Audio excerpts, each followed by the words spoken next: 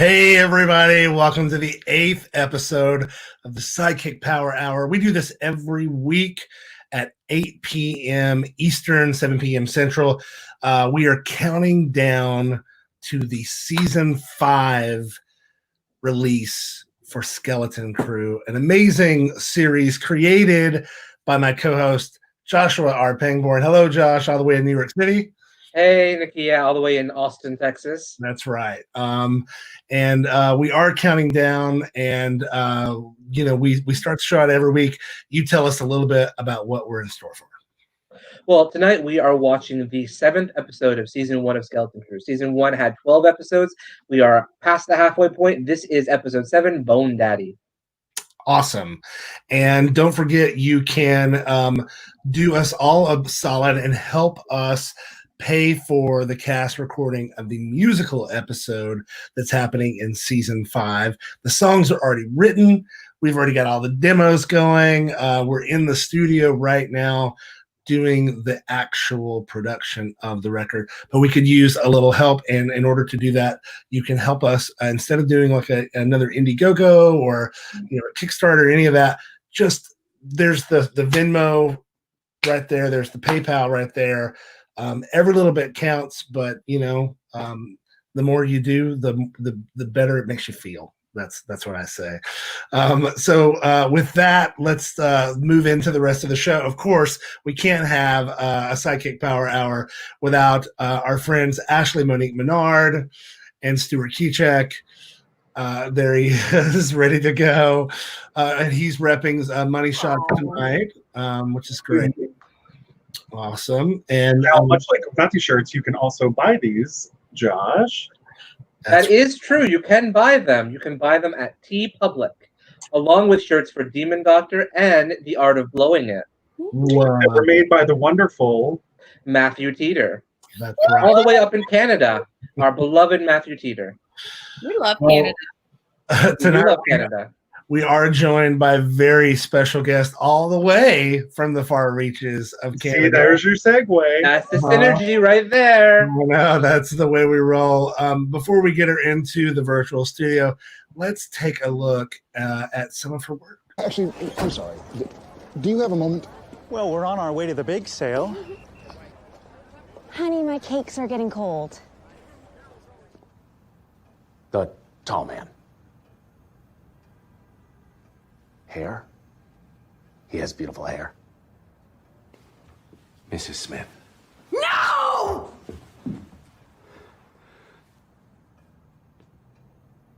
That's my husband's chair. Oh, you. Oh, you. Oh, no.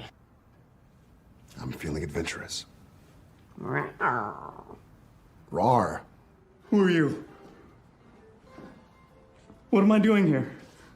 What? Oh, wait! Help me!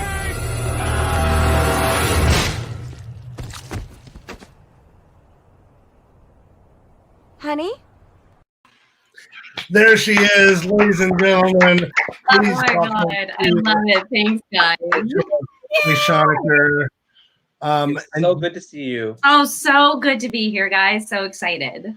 We're excited to have you. Kimberley, you are actually one of Josh's real, kind of first SideKick Productions collaborators.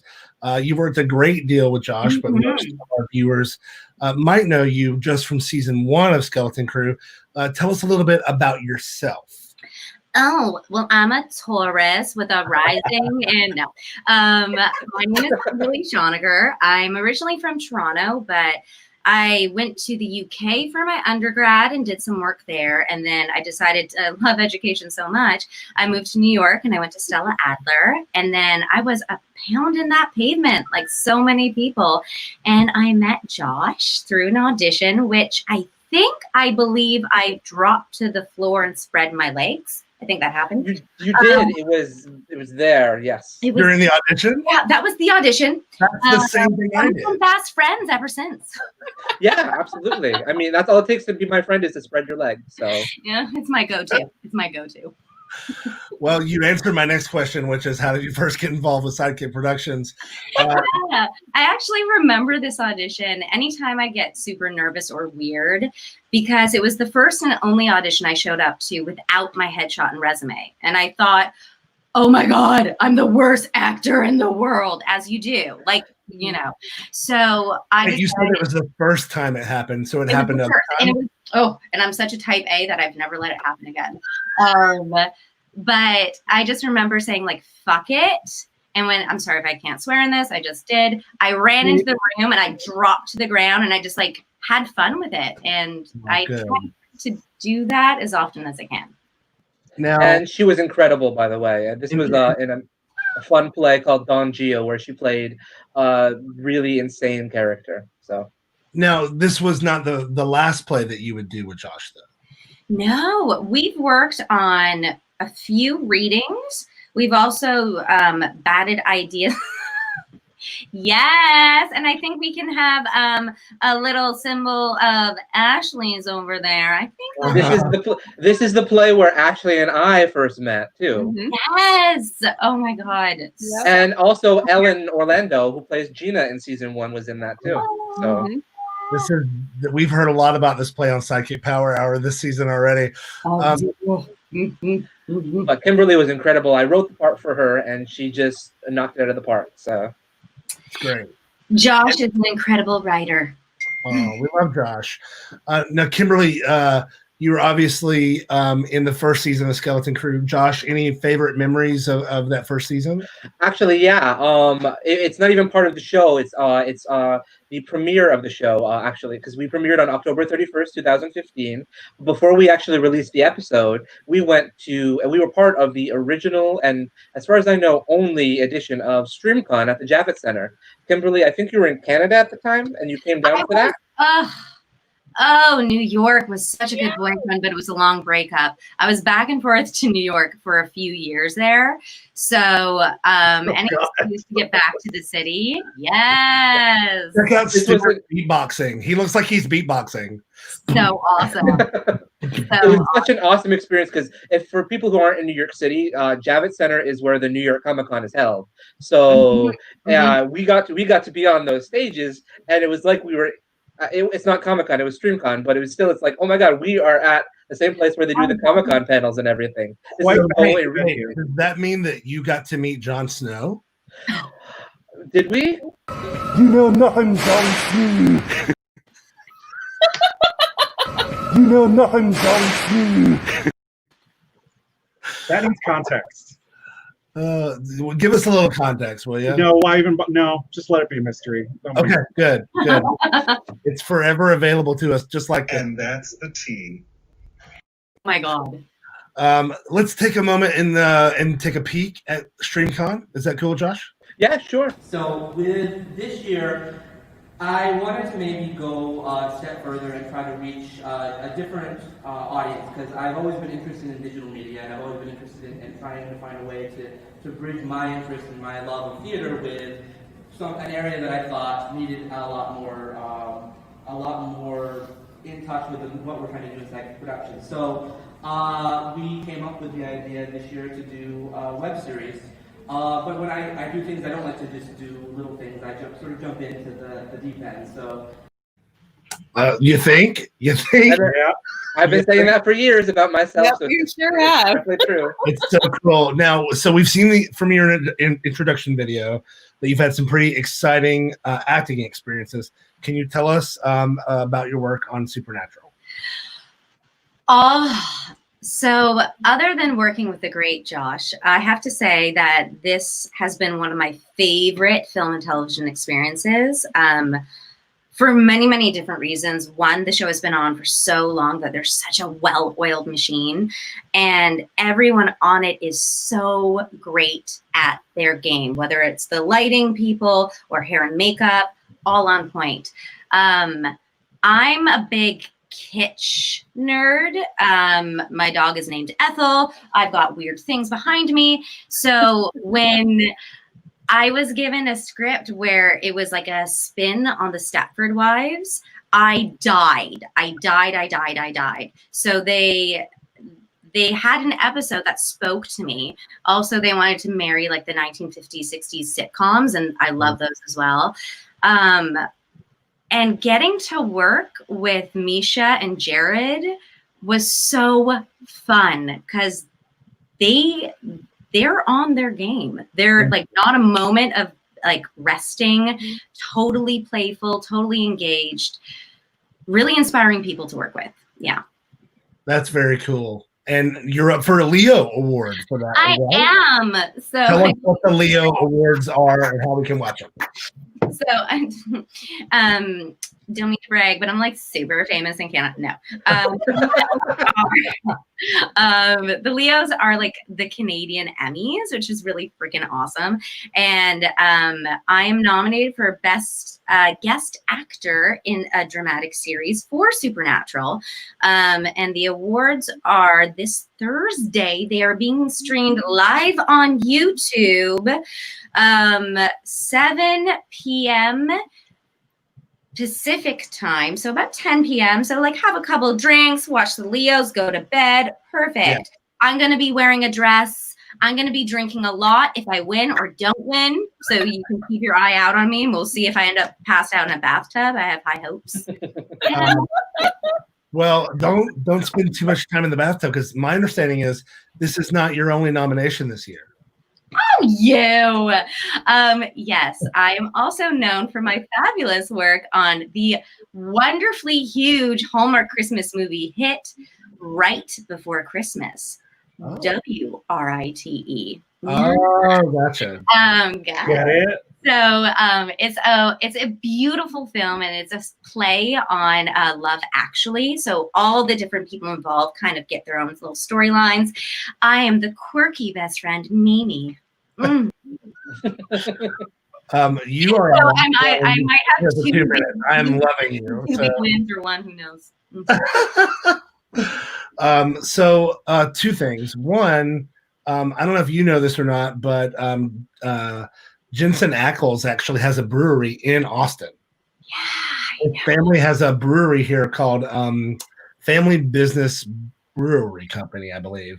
And so they opened it like 2 years ago or something. So every now and then we do get some supernatural sightings down here. Oh, that's awesome. Yeah, it's very cool.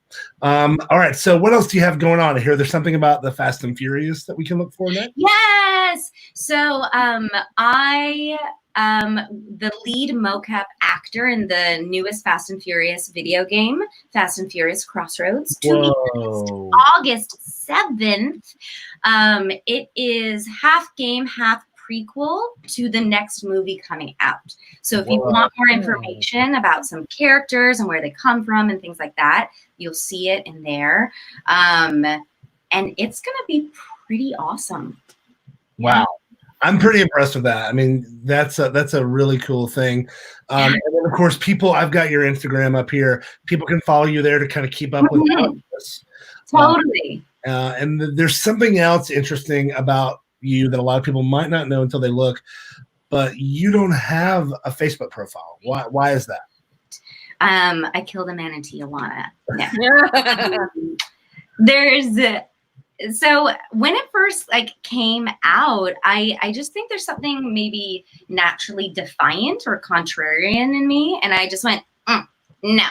And then I saw people getting sucked down a wormhole of comparison and anger over things that they can't control anyways. And I played around with Twitter and I played around with Instagram. I had my own website. And then eventually I just decided to be committal to Instagram and let the other boyfriends go. Oh, gotcha. Yeah. Well, there's definitely been a lot of talk about the role of social media in our lives, right? And especially now that it's kind of like the only way that we can responsibly socialize. So let's talk to the group for a second. Have you changed the way that you see and feel about social media, especially Facebook, since we've been in quarantine? Stuart, Ashley, Josh? Anybody want to go first, or is this? Go ahead. You should, Stuart. Locks on you. Okay. Personally, if I'm using Facebook to stay primarily in contact with people, I like to stick to Facebook Messenger. And I feel like trying to focus more on using Facebook Messenger as opposed to Facebook the app. I have like a bunch of groups that I follow and keep track of. But for the most part, I don't try and use it to stay in contact with people as much as maybe people would think. I'm personally a little bit private. I don't publicize a lot. I don't post a lot. Usually it's about either upcoming SideKick stuff or, meeting up with before COVID BC, going out with friends, going out and doing stuff, those are reasons to post or to, just to rage that PR campaign, that personal PR campaign. But there's a certain point, I guess, where it just feels like a social obligation to maintain a Facebook page, and I just don't really give into that notion too much. Like, you don't have to if you don't want to. You don't have to post just to stay involved. You can stay involved in other ways. You can get your news in other ways, and I think it's just a lot healthier, much like we were discussing earlier, to not compare and despair as much as compare and learn. So it's okay to see other people doing things, and, to learn from their experiences, but not to just constantly be looking what everybody else is doing and feeling like somehow you're not doing enough. And that's the tea. I love that. Ashley, do you have anything you want to add? Can't add anything more than that. I know, right? I mean, minutes to explain it. I just feel like that I paid like $300 for like a social media, course to learn that, that's my Stu talk. That's Stu talk. An interesting fact that everyone might want to know is that only 4% of the people that you're actually friends with on Facebook or Instagram actually see you. So if you want to see some of the content that I'm creating, make sure you check out my website, ashleymenard.com, and you can sign up for my email list. So that way you'll never miss a beat on what's happening in my life. That's how you do it. My art is my life.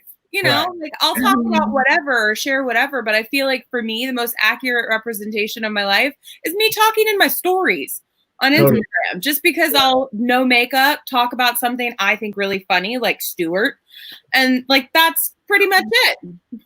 Yeah, I agree. I'm definitely over Facebook for the most part. Okay, so Kimberly, say can't wait to tune in to see you on the Leo Awards, and I know we all wish you the best of luck, obviously. Now it's that time again, and folks at home, you know how this works. Unless it's your first time joining us, if it is, welcome to the SideKick Power Hour. My name is Nakia. That is Josh. There's Ashley, Stuart, and Kimberly. Tonight, we're going to do what we do every week at the SideKick Power Hour, because right now we are counting down to the release of Season 5 of Skeleton Crew. That's right. We've done 5 seasons of the show. So we're on Season 1, and we're rewatching it live all the way from the beginning. And we are kind of, adding some commentary along the way. Hindsighters theater it up a little bit. They say hindsight is 20/20. We say hindsight is hilarious. So we are going to get right into it. This is Skeleton Crew, Season 1, Episode 7, Bone Daddy. Original air date was January 4th, 2016, just a few months before Donald Trump took a giant dump on us. And a positive spin. This is Kimberly's very first episode as well. So. Thank you. Oh, and Kimberly, everybody gets to see. Kind of mind frame as him. Yeah. Here we go. Wow, 2016. I can't even. Don't even.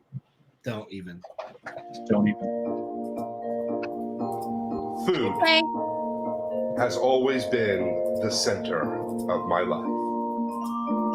I can't remember a time when food wasn't what I thought about. I know the doctors might say there's something wrong with that, but I say, screw them. Especially if they're big. Come on, General Breeder. Is he out of breath writing that email? Yeah, one sec. He's out of breath and winding up that musical toy. It's a comfort. It always has been. A horror film about a It's been music there for box me slowly when killing love people. hasn't been there. That seems like it. Again, Carla would not stay in her position. What you doing? Staring at an otherwise occupied couch. How did we let this happen, Hunter? How are there 5 people living in this apartment? Hey, it's nice. How is this music We're still family. playing? As if family wore pants every once in a while to bed. Oh, come on, don't be such a prude. How are you all talking when I'm No. trying to sleep with the lights on in your living Just a room? donut. Is it? Hey. Hey, good morning. After work. There's more people living here. Oh, look at us. One big happy family. So happy. Take it easy today. I'll be fine. Have a donut. Yeah. Alright, I'm off. Wish me luck.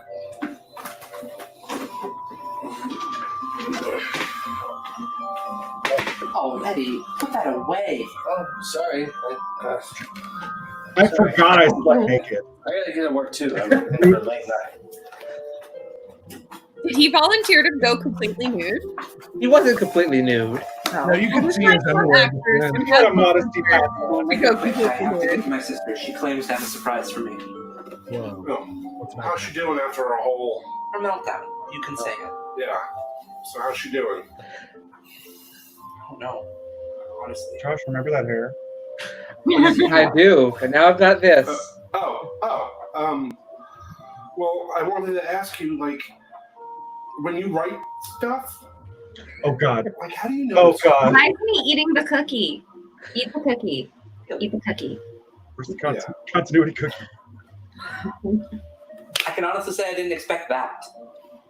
So much like the way So? Josh wrote a certain way for Anthony, you wrote a know, I certain just way do. for I mean- Hunter early on. There's no secret to it. You just write what's in your heart.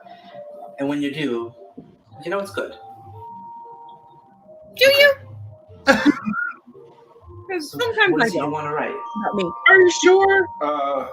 I'm running a contract for me and Aaron. It's important for a master and slave to have, like, a written document agreement kind of thing. Is that a real Jeremy thing? Martin DiCaprio does that. Yeah, is that Yeah. a real thing? Of Yeah, it course, is. slave contracts are very important. This song is very long. Very long. Is it the whole episode? What are you looking at? Food. It's not That's just when he a kills necessity Carla. to me. It's a reward. Something that you get when you do Oh, right. Patch, what's the beauty? Yes. So glad you both could make it. Me too, but Oh I God. really have no idea what I'm doing. I'm incredibly vague on the phone. Oh, well, that's a surprise. Veronica's so rarely without subtext. I behaved so woefully at Jason's funeral, although I don't know how I can be blamed after the terrible service and the subpar food. Not to mention it was a funeral for your son. I could hardly be expected to act myself. You are more yourself than you'd like anyone to believe, Veronica. You can't lie. There's a priest here.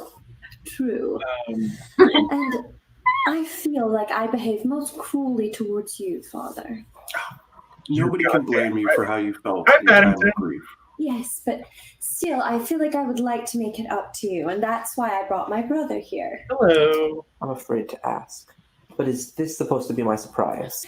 After I saw how fiercely the father was Best fighting sister against ever. his lust for you at the funeral, I knew he was perfect to get you out of your slump. I'm sorry, but I believe you've mistaken my sympathetic glances towards your brother as something more untoward. I'm very familiar with the That's sins great of the flesh, Father. Don't be coy. I How is love Stephen that she's McKinnon like going to help me? dramatic I can't see how and it would hurt. brother. She does have a point. Father? Your sister is very wise in the ways of the heart. You're a priest. My soul does crave God's love, but my body craves man. Well, I'll leave you two to your exploration of Same. faith. Anthony, my house is yours. But Really? Did she really just do that? My appreciation for it has You were led there. to an I understanding know. I'm of just it. like, Ah, There she is. and Thank you, Stephanie. And thanks again for yesterday. Of course. Nice I have to mug. pay my respects. Your friend Mrs. Wolf called with that number that you wanted. I could set an appointment if you like. No. Not yet. I need some time before I take that next step. Are those kimonos on the wall? You know, it doesn't Animal hurt. Yeah, he has an Asian fusion decor. You don't have to sign anything. It's like he read The Art of War and like, you know. For your advice. Exactly. Wait a You are my second. secretary and not my friend, and I think that there should be some boundaries. How did this get there? Is my meeting with Dillard's Donuts still set for tomorrow? Yes, Mr. Focus. Good. Bless you. No, I'm not. You can get back to work. And please have a dozen or so donuts delivered to my desk. Really? He likes donuts. It energizes you. It gives you what you need to fight back when Which things tell me look about rough. Gina, what are you doing here? Can I come in? Oh, not really. You see, I was about to have sex with a priest, and I really wanted to give them their privacy. Wait. Come on, I can't allow you to go away. My curiosity won't allow it. Keep your pants on, boys. I'm taking Gina to the bedroom. We're going to have some girl talk. I was just walking around Sunnyside, Queens, and thought I'd stop. Yeah. Spill it, Gina. You replaced me. What? Gavin. You replaced me with another actress. Oh, thank God. I'm beginning to think I was a victim of some sick cosmic joke that he would cast you in a role I was obviously destined for. I expect he'll be calling me any minute now. My mind was going wild. I'm like, okay, her backstory is she left the kids at the playground and she's like, going to Manhattan. Screw you. You know, the one whose husband or something? Then who? 20-something-year-old college student. He said she was younger and prettier and with less of an attitude and easier to mold to his vision. And to his genitalia, no doubt. This is preposterous. That he would recast you with someone younger, thinner, and prettier. I didn't say he was thinner. Oh, you didn't have to, dear. Burn. Still, I don't understand why he would do it. It doesn't make any sense. Really? That he would think a 20-year-old has the gravitas to play a woman like Medea? That's a good What point. could he possibly use to justify his... You think? Veronica, you have to help me. We have to make him pay. Gina, you're fortunate.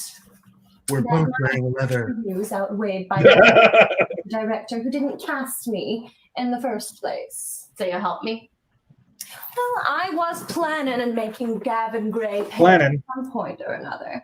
Let's just speed up the process. Come. Cue the funny music. Hey, don't mind me. I'm just grabbing a quick bite to eat before I have to go back to work. You got another shift? I came all the way here to grab a donut to go back to work. They don't have donuts at the hospital. This is Nothing. sitcom shtick. Are you writing something? I really think that you should partner with Dunkin' Donuts. Try to get a brand sponsorship for at least some of the shows. We use enough donuts. Man, I could go for some tea. Maybe I should. Maybe I want to. Okay. Okay, well, what is that then? Trying to write down words. It's an application for culinary school. Whoa. Hey, So he can get more donuts. That's awesome. I'm excited for you. Have you told Anthony yet? I haven't told him or Aaron yet. Why? I haven't told anybody about my dreams and Super ambitions. smart. And Aaron, kind of, sort of. I mean, maybe they could help you with the application. No. I don't need them to know about this. This is stupid. Oh. What am I thinking? I don't even know how to answer the main question here. What's the question? Why do you want to make food your life? Oh, Dustin. Seriously? What? You could answer that in your sleep. You think so, right? But I just can't make it seem to come out right. Like, I can't make it sound smart, you know? Oh, well, there's your problem right there. Quit trying to make it sound so smart. That isn't you. Just be you. Oh, very Buddha. Yeah. Dustin is so I don't cute. I know. So cute. We'll be right back after these messages.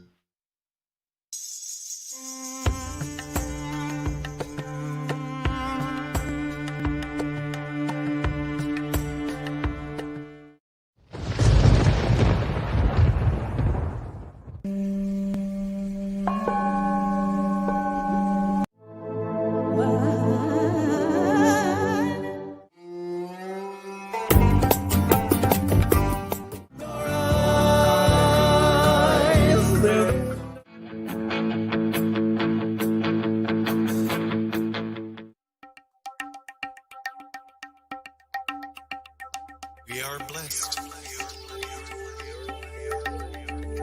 We are blessed. We are blessed.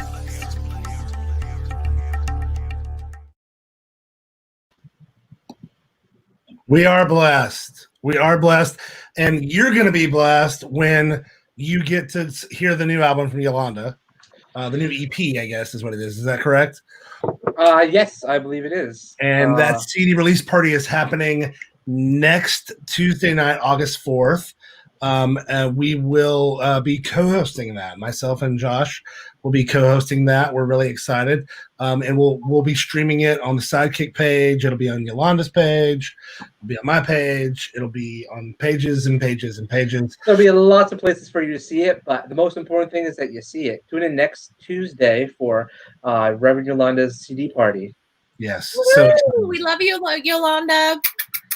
Yolanda is a huge part of SideKick Productions, and we cannot wait to celebrate with her. Absolutely. I believe it's also her birthday, if I'm not mistaken. August 4th is her birthday.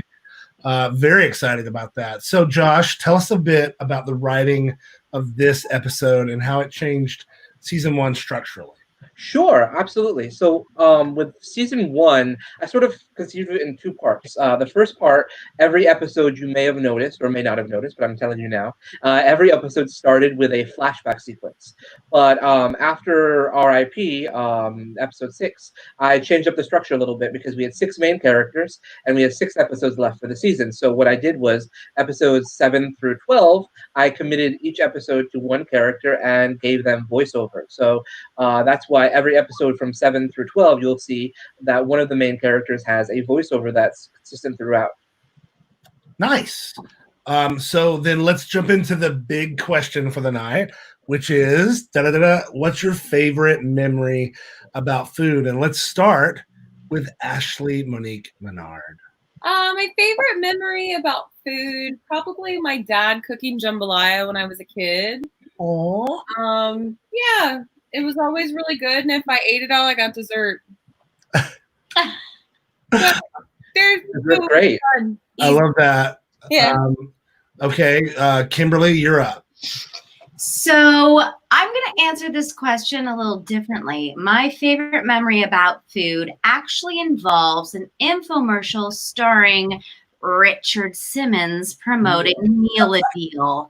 I remember this. Oh my God. So growing up a fat kid in Canada in the early 90s, nothing was better than Saturday afternoons when that Meal a Deal infomercial came on. That was my jam. I even made my own fake Meal a Deal out of like that cardboard paper. Yep. I was that. We've got to just take 1 second. Just 1 second here, because for folks at home who don't know what the Meal a Deal was, let's. Now back to Deal a Meal with Richard Simmons. Thank you. We're back. Today we're talking about the fastest growing weight loss program in history. In its first 8 weeks, 250,000 people. What is it, people? That's right. You know, I bet a lot of you out there are still wondering, does Deal a Meal really work? Does it really work? Everybody here is on it. What do you think? Does Deal a Meal work? Oh, everybody in here. Everybody here is A on it. lot of you are just eating too much now that the holiday seasons are here, and many of you are feeling guilty about it already. Well, I say it's time to make an early New Year's resolution. It's time for you to start using Deal Meal, because with Deal Meal you can lose weight permanently. It's not a gimmick, and it's easy. I'm gonna need to find that link. What's he gonna say next? I know. Stuart, let's sweater go like to you. What's your favorite memory about food? Stuart doesn't like food. Yeah, food's terrible. It's overrated. I would say it would have to be somewhere between the first time I had Eggs Benedict at a diner and the first time I had sushi. Oh, wow. Where was the first time you had sushi? I had sushi because I watched Breakfast Club on TV, all censored and stuff, back in WPIX 11. It was like the movie of the night. And Raleigh Ringwald talked about sushi. And I was like, what the heck is sushi? And of course, then I'm like, oh, if you want sushi, we can get you sushi. And it's like, I went to this little seafood marketplace with my mom, and they had a little like corner there where they had one sushi chef. And like, I sat there and I like talked to him about sushi and learned about sushi and had like a California roll for the first time. It was just, that was it. I was hooked. Now let's take a trip down memory lane for Stuart. Ah! Oh, that logo. I remember those. Oh, the little tube that the people walk through. The bad graphics. Yes, I saw so many movies because of WPIX late night. Oh. Can we just take a minute to talk about how much that looks like our intro right now? Like, it comes full circle. Totally. We got Reverend Yolanda has a great memory too. Oh, cornbread from my mama in a cast iron skillet with bacon on the bottom and cheese on the top. Oh my God. I love a bacon bottom. I love a bacon. I'm not a big fan of a cheesy top, though. Not a big fan of a cheesy top. So for me, I would say the first thing that comes to mind for me is my mom used to make monkey bread in the skillet. That was super yummy, and it was definitely something that I remember she would eat when she was stressed out. She would give it to me when I was stressed out. So both my mother and my grandmother definitely had a history of teaching me that if I was feeling bad, food would make me feel better. And so that definitely helped. Josh, what about you? Favorite memory about food? That's really tough. Something that a lot of people don't know, except for the people like Ashley and Stuart, is that I don't eat a lot of food. I'm not a very adventurous food person. I'm sorry, I eat a lot of food, but I don't eat a lot of food that is adventurous, as you might say. I grew up. When I grew up, food was not important.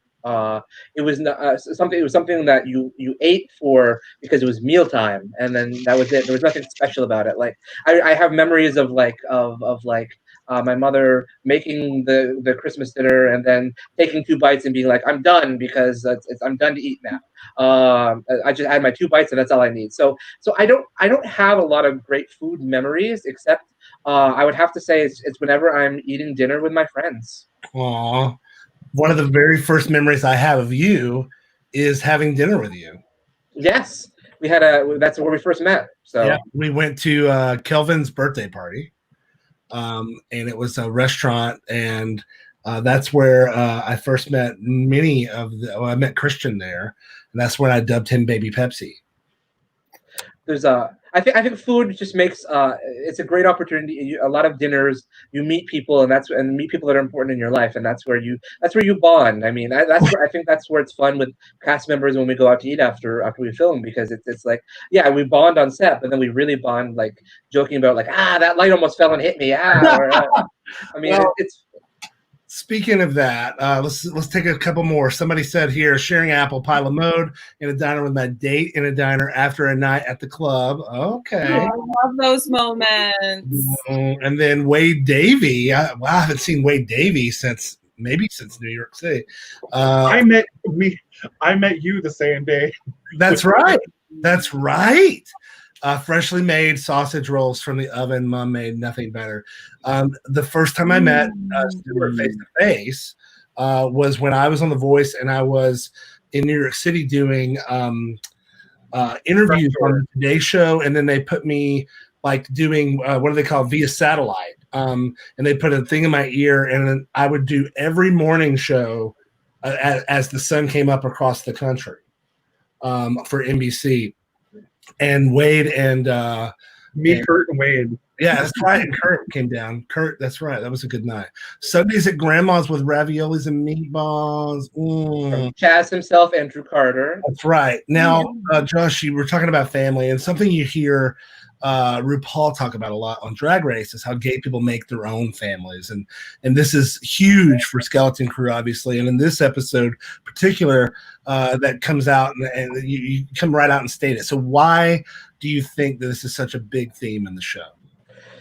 I mean, I think because it's a big theme in my life. I grew up watching a ton of shows where the whole point of the shows are people coming together who are different from society or different from the world that they live in, and they make a family with the people who they find along the way. I mean, Buffy's a huge influence on me as a writer and as a person, and Buffy's family is Willow and Xander and all the people that get who she is and appreciate her for that. And as a gay kid growing up in a very small town of 500 people, just south of Montreal, but on the Canadian border in New York. Ashley looks very amazed by 500 people. Gosh, you're gay? It's a surprise. I'm sorry. I'm coming out now. I've been reading all this wrong. That's very true. But that explains a lot. That's why she tried to kiss me the other day. I was so confused. I was like, "What is going on?" All right. But it's really hard to. I mean, you've got people who a family that you're born into, and then that's important. But sometimes, especially if you just feel like you don't connect with them for whatever reason. I wasn't an athletic person. I wasn't a person that and my family was very into sports and everything. But I was all about drama and acting and theater and film and I didn't have a core group of friends that I was super tight with, the way that I am now with people. But because I had to keep a big part of who I was hidden from them because I didn't feel comfortable. And I didn't. I mean, this is just after Ellen came out. It's not today. It's early 90s. So it's on Instagram and see your favorite star sucking face with his boyfriend, that kind of thing. Exactly. So and this is why representation matters also. So. Oh, absolutely. Well, so one of the things that you mentioned a minute ago was drama, theater, film, and TV, and I can't help but think that's a great segue to talk again about the musical episode that we are working on. We definitely need your help to finish it, folks at home. You can help us to complete the musical episode by making a donation over at SideKick Productions Venmo or the PayPal, and to give you a little bit more incentive. We're going to play you a very special. This is some test footage from Adulting, featuring Ashley Monique Menard, and what the new version. And one thing, you're going to hear her singing to a very simple demo I made, and then you're going to see us recording the new updated version next. Here we go. And the worst part of being an adult, there's no one to blame when it's all your fault. The bills pile up, the pain rolls in, will my dreams ever see?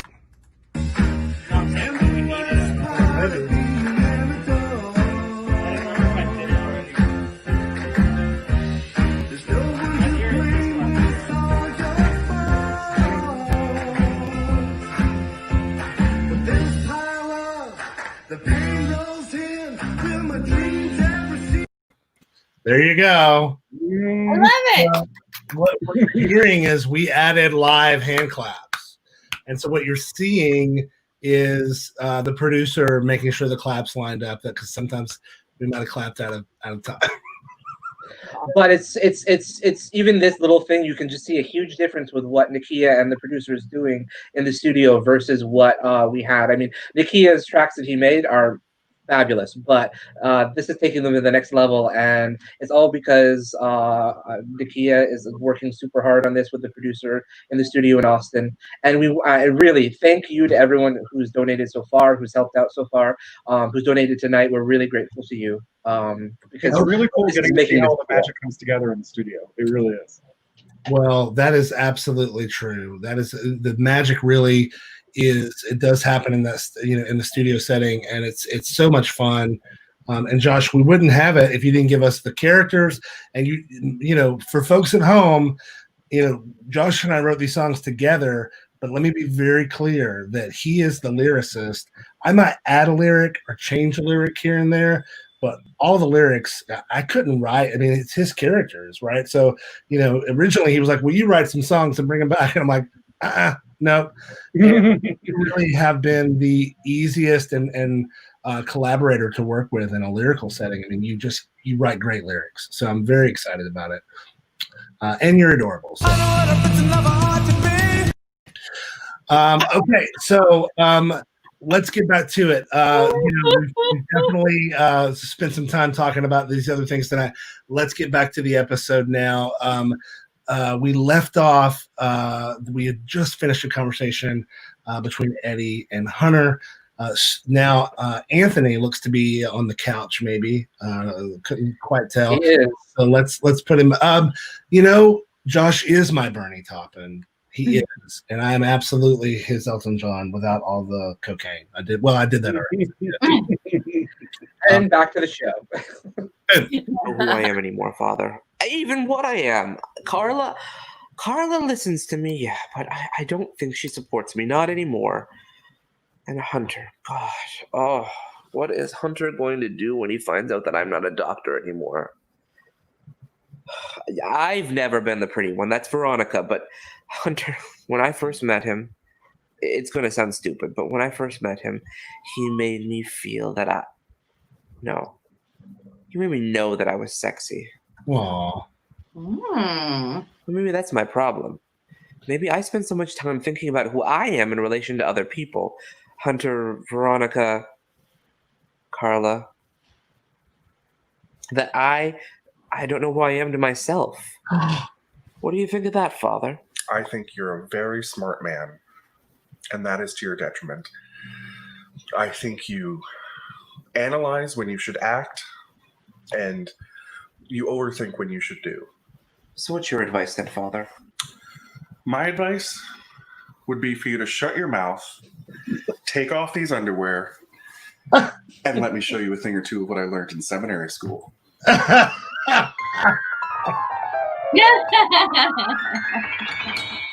Listen to this. Tell me what you think. Give her the ring. It'll really make her hungry for more. Slip a Dillard's donut on her finger and watch her mouth water. A Dillard's diamond? Really? Donut. Yeah. Oh. And then we see during the commercial a woman in a bikini on her back and a guy straddling her and feeding her donuts during the voiceover. Really? Well, they'll eat that up, right? It's not obvious, I can't say. No, give me your opinion. I want to hear it. Give it to me. Well, in that case, I think you're going to be laughed out of the room. A woman in a bikini It looks like a hiding new and is not edgy. Why is my like boring? I'm not sure. So how about this? We open up to an average-looking guy, maybe doughy around the middle, and he picks up this donut and he holds it up to his eye like it's a peephole. And we cut back and we see this crazy sequence of images of people in raves and dominatrix and supermodels, all naked, male and female, and they're all on this exotic waterfall. It's like chewing five gum, we only a pull back and we donut. see our average-looking hero grinning from ear to ear, like just having the best orgasm of his life, and fade to black with the tag, Dillard's Donuts, the portal to pleasure. I don't think Mr. Dillard would want his donuts associated with anything as tawdry as you've just suggested. No, I think Mr. Dillard would be happy with something as memorable as that. And besides, you did use sex in yours. I hinted at sex through what is ultimately a beautiful proposal scene. People want to be reminded about love, Stephanie. People want to be reminded of sex. Thank you for your input, Stephanie. You may go now. I'm sorry I took up so much of your time. Please contact Mr. Dillard and ask him if he wouldn't mind meeting me on Monday morning instead of tomorrow. Tell him I'm sorry. Tell him that I'm still a bit unfocused after the funeral. Mr. Dillard's a family man. He'll understand. Of course. Oh, and Stephanie. Yes? Don't feel bad. Not everyone is cut out for this business. Whoa. Just stick to what you're good at. You're a really good secretary. Thank you, Mr. Kolkis. So good. Great face. That was really, really good. I can cut a bitch. That's a tricky thing to do. Now get on Growler. Ding. Veronica? Yeah, it's me. Stop it. I can hear you smirking over the phone. Listen, I need your help. And this does not change what I said yesterday. I'm still divorcing you. Great, thanks.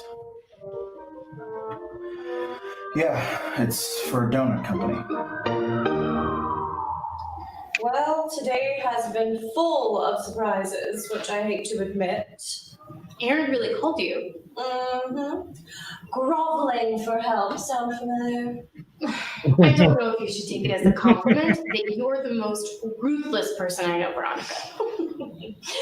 Well, considering that I know what you still haven't told Eddie what you've done, I don't think that's true. And there's that Pollyanna person. Apollina. Yes, that too. Look, do you think this is really going to work? It's already done, Gina. What did you do? To the shirt. Hello, Gavin. Vicky, it was you, wasn't it? It's Veronica. What did you do? That's my favorite, by the way. There was a time when your utter dismissal of me would have crushed me because you had all the power. But now you're just a shadow on the wall. How did you get me fired? We made sure that the people you were working with knew exactly what kind of person you were. Tell me what you did, Vicky. Pirate shirts were cool in 20. I know. I love Your it. producers are women, so we I figured love it. you probably slept with them too. So I decided to get extra creative. That's my Renaissance and all fair it took shirt. was a little bit of research. Your claim to fame came about after a lengthy sabbatical in the Côte d'Ivoire, where you penned a fabulous new play. Yes, the Ivory Coasters. Well, that little play put your theater company on the map. All the more shocking they'd fire me. Yes, well, the producers would have saw it your way too had they not received an international phone call from a young man named Felipe Usame. The young man who originally wrote the Ivory Coasters. Impossible. I wrote that play myself. I did not steal that from anyone. Well, that's the truth.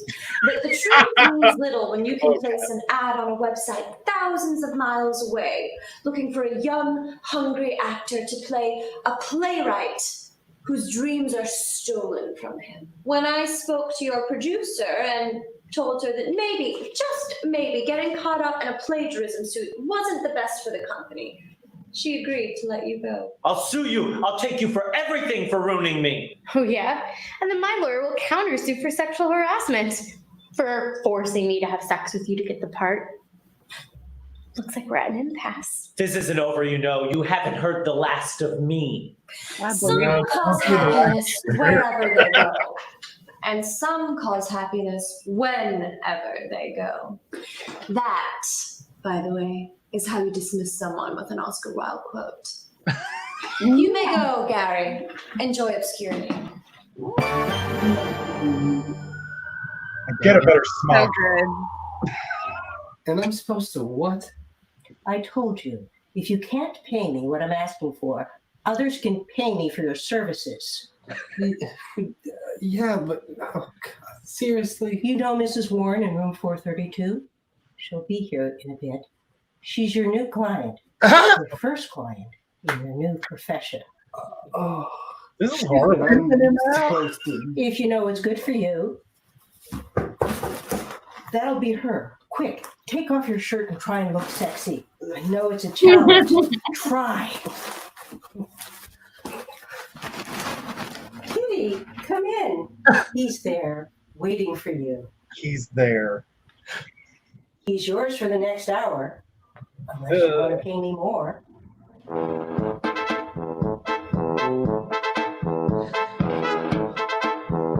Is this forced to have sex music, or I can't come up with a line for my paper music? It's both. I can't wait to, Emily. I haven't always wanted to work with food. I don't think that it's always been my calling.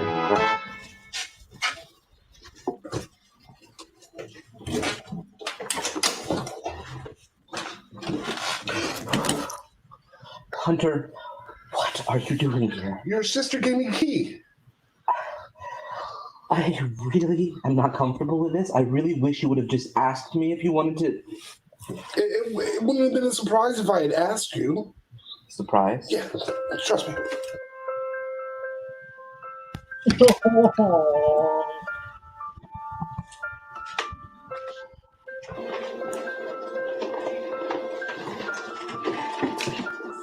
Ta-da! Well, we're in a completely different apartment. You did all this.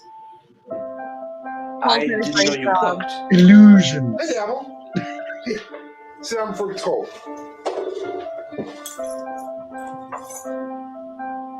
No one's ever done anything like this for me before. I'm sure it's better than out there.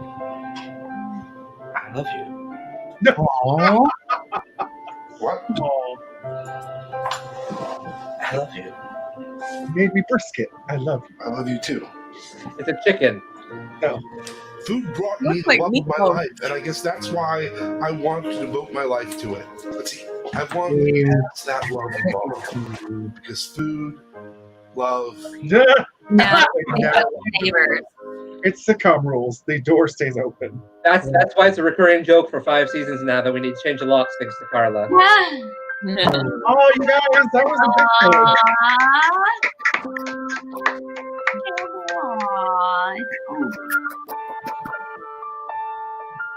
Thank you, Kevin McLeod. Well, that was lovely. Of course, we do this every week, Sidekick Power Hour. And at the end of the show, we take a moment and let our guests just chime in a little bit and tell us what they thought. This week, let's start with you, Josh. Sure. I think that this episode is a really good example of the old saying, we need to fix it in post. This is... we had, I mean, Stuart, do you remember at all what this episode and especially the Gavin Gray storyline, how we had to... Yes. Because we didn't get to film some stuff, right? Yes. It was a long day on set, and Kat and Ellen had done an amazing job the whole day with all the scenes that they were working on. But it's one of those things where you're just running out of time. And we had 2 more scenes to film with Gavin Gray and Gina. And we were supposed to have like a sex scene with Gina where he was like manipulating her and everything. And we just simply didn't have the time, and we weren't going to have the time to do it. So this was that storyline that we had to just sort of... But this is one of the storylines I wish we could have done a little bit more with in season 1 that we didn't get to. Well, those instances where no matter how much you write it out, you plan it production-wise, you study the lines, you try and block it, you try and workshop it to make it feel right and fit the story. You can show up on set on a day, and it's just not gelling. It's just not working. It's not conveying the information succinctly, visually. It's just not coming together. People are stressed. People are worn down. It's not working. And in those instances, you got to power through and just film what you can, and then fix it in post. Now, something that you can't fix in post is bad memories of working with terrible bosses. And Aaron seems like a terrible boss. Josh, they do say, you kind of write what you know. So did this come from somewhere? Well, I will preface this by saying I've had some incredible bosses over the years. I've had some wonderful people that I've worked with. But I've also worked for people who that have given me bad memories about bosses. I had one boss who told me I had to stay until midnight several days working on a project. and it would have been much easier if he had helped me, but he said that it was beneath him to do that work. So I had to do it. And then I had another boss that said that they would not hire a plus size person to work reception because it was not going to be comfortable for them to sit on the seats at the front desk. Oh. And then I myself, they've never said this, but I worked in a place where I was the only person in the whole place that has any film experience at all.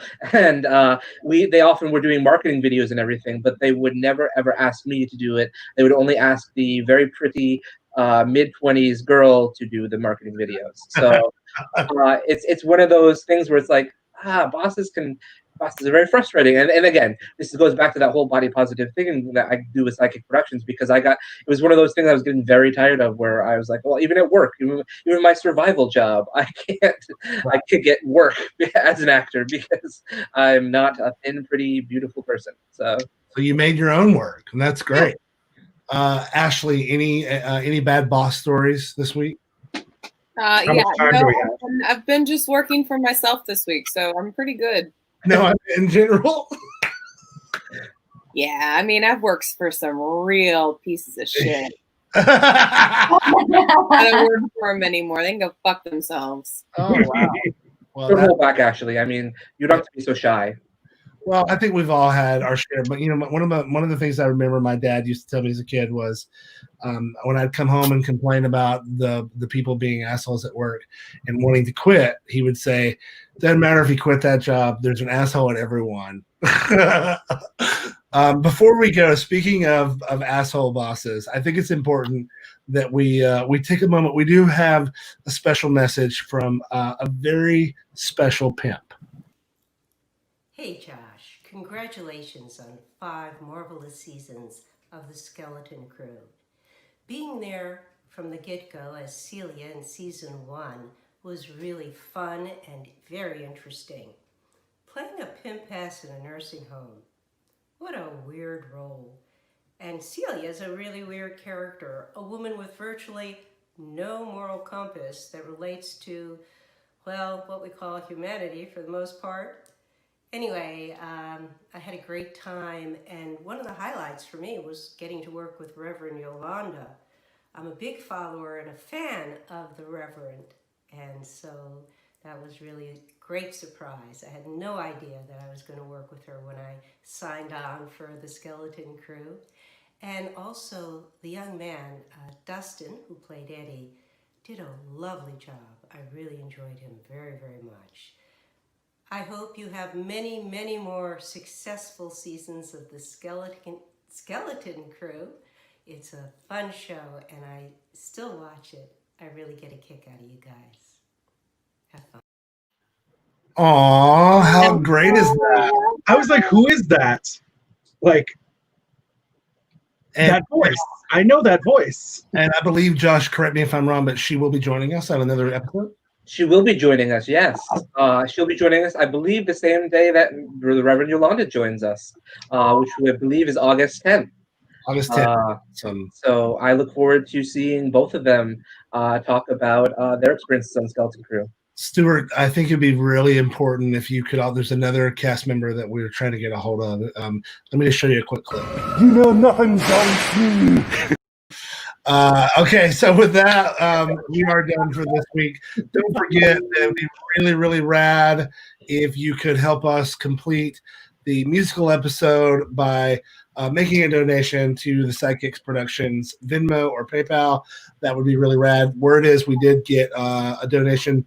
Thank you so much, Yolanda. And thanks to the folks who have been donating tonight. Don't forget, you can also support the show by going to tpublic.com/user/SideKick Productions. We'll get you a shorter link for that next week. And also you can buy a Money Shot shirts. You can buy Art of Blowing It shirts, all of this great stuff.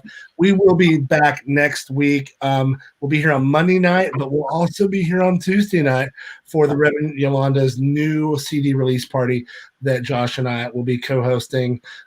Any final thoughts from our guests? Let's start with our special guest this week, Kimberley Shoniker. A guinea pig is not from Guinea. No, I have no final thoughts. Thank you so much for having me and inviting me to your party. Thank you. Thank you for being here. Yeah, Thank you very much, Kimberly. It was really great to see you. Absolutely. We would love to have you back. And congratulations again. We'd love to have you back as a first-time Leo Award winner. Oh, well. As a first time, because I'm sure it won't be your last nomination. Yeah. Let's move over to our dear friend Ashley Monique Menard, now starring Ashley on Instagram. You guys, how lucky are we that we had Kimberly on the show? Like, seriously? Like, I can't even tell you. The first day on set of La Petite Mort, we started rehearsal. Kimberly has like the best energy. She knew all of her lines. I didn't even know how to read. Like, so far ahead of the game, and she was so awesome to work with. The only thing that I wish that could have happened for Skeleton Crew season 1 is she and I could have worked together. Like that. But it made my heart so happy to see you today. You look amazing as a redhead and amazing as a blonde. I'm obsessed with you. I'm so happy you're on Instagram so then I can stalk you. We can be like, we'll stalk each other. Oh my God, we so needed this. Thank you. It just made my day. And working with you in La Petite Mort, you were so much fun. There are some actors that are just so gracious and so just, especially when you're first starting out, because I hadn't done a lot of acting. Like, no one had actually cast me, but Josh finally cast me.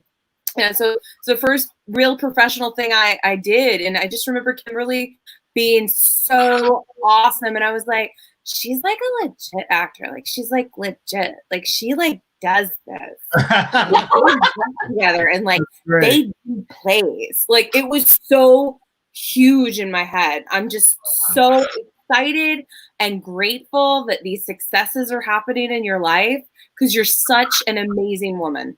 Oh, thank you. You're very welcome. And thank you so much for coming on the show. Thank you. No, thank you. Thank you for having me. Oh my God. Stuart, I wish we had time for a parting goodbye for you, but no, I'm just kidding. Everything that I could have thought of was just iterated. So it covers it. Yeah. Well, Stuart, our very own life-size Steven Universe, and then Josh. Anything you want to add before we walk out? Just how grateful I am to have Kimberly here and to have Stuart and Ashley here and Nakia here. Oh, no, seriously, Monday nights are my. Everyone says I hate Mondays. Mondays, I love them. Bring them every week. I want a week of Mondays because I would love to do this every day with you guys. Oh, that's awesome. Well, I agree. It's a lot of fun. I can't do it every day, but it's definitely fun. She's like, no, how about like less Mondays in the week? Maybe. Next week, we'll be back here the same time we are every week, 8 p.m. Eastern, 7 p.m. Central. And we will be watching season 1, episode 8 of Skeleton Crew. And that episode is entitled Bone Daddy. I thought that was last week. Oh, no, that's this week. No. Right. So, I must have written the wrong title down. We did write the wrong title. So next week's title is something else. And it's emptying the closet. Emptying the closet. Which is something that I need to do. I'd show you, but it's gross. So thematic elements. Right. You're amazing too. All of the fans are amazing for watching. We love the fans. You're breathtaking. Totally. All right. Well, we will see you all next week on the SideKick Power Hour. Until then, all things from the SideKick Productions universe. And I thought I was going to forget all my lines. Because it's a body positive show. I read for the role of Hunter, and